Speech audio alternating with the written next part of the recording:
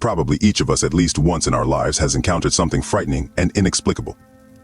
Strange noises at night, incomprehensible shadow, dreams that are more reminiscent of a bad trip on some kind of drug, strange coincidences or voices in the head. The list can go on for a long time. All this is usually attributed to nerves and fatigue, and believers attribute it to mysticism. No one can say for sure what it really is. Sometimes people go crazy from this and end up in a mental hospital, or become suicides. Dennis is an ordinary student, nothing remarkable. He studies, works part-time if possible, has fun with friends. In general, he leads a typical student's lifestyle. Like any person, he has his own hobbies. Since childhood, he has been attracted to everything strange and inexplicable. What he didn't do: summon demons, perform various rituals, read books about black magic, communicated with Satanists, spent nights in a cemetery and a crypt, tried to travel to the astral plane, and even made sacrifices. He sacrificed small animals such as hamsters, cats, stray dogs, etc. Few of his friends knew about his hobbies, and even those who knew him all the time did not understand him. By the age of 19, he had read the entire Bible of Satan, learned the names of all the demons that were described there. He believed that all this existed, but could not prove it. He lived in a hostel with two guys, Misha and Anton. They were not his hobbies shared, and looked at each other cheerfully when he took out from under the pillow another book with an incomprehensible title. Time passed. His hobbies did not bear any fruit, even the smallest ones. Gradually, interests began to change. This would have been the end of it if one night Denise had not had a strange dream. He is standing in some strange building with a very beautiful girl. He looks at her. A man is standing nearby. They were talking about something.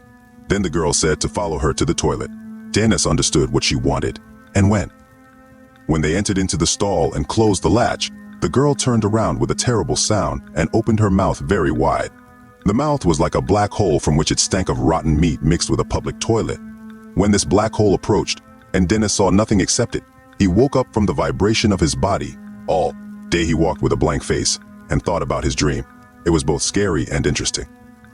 After studying, Dennis decided not to go anywhere, but went straight to the hostel. His head was pounding from thought. He didn't want to have fun and go for a walk. After dinner, he immediately went to bed. He had a severe headache already. Trying to fall asleep, Dennis caught himself thinking that incomprehensible thoughts were spinning in his head. Snatches of phrases and individual words that he seemed to hear from different voices.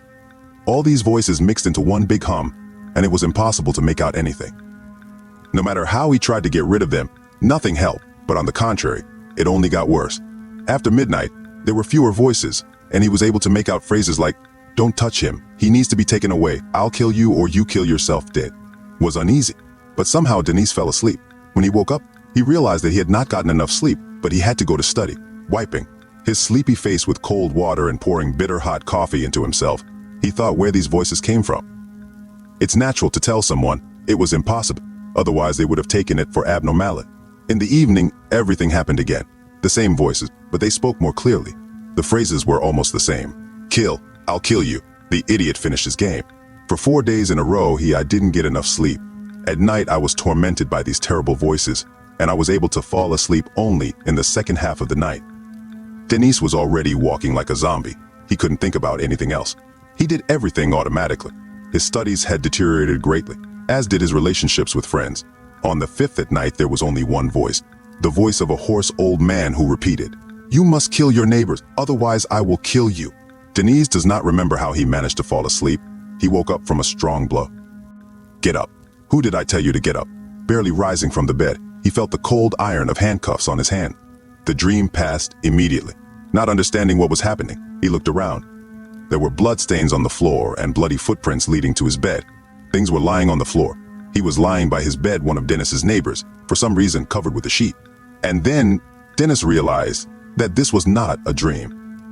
So that the voice would leave him, he decided to listen to it.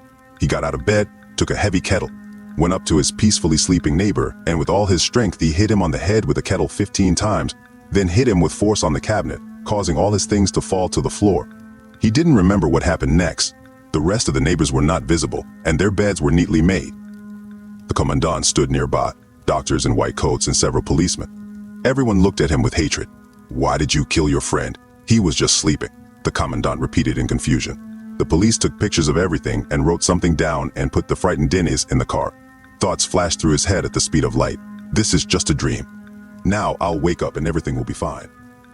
All these voices, the murder of a Nate, the cops, I'm just dreaming. Already at the department, he realized that this was not a dream. What should I tell the police? I have to tell the truth, even though it's strange. But I didn't kill him.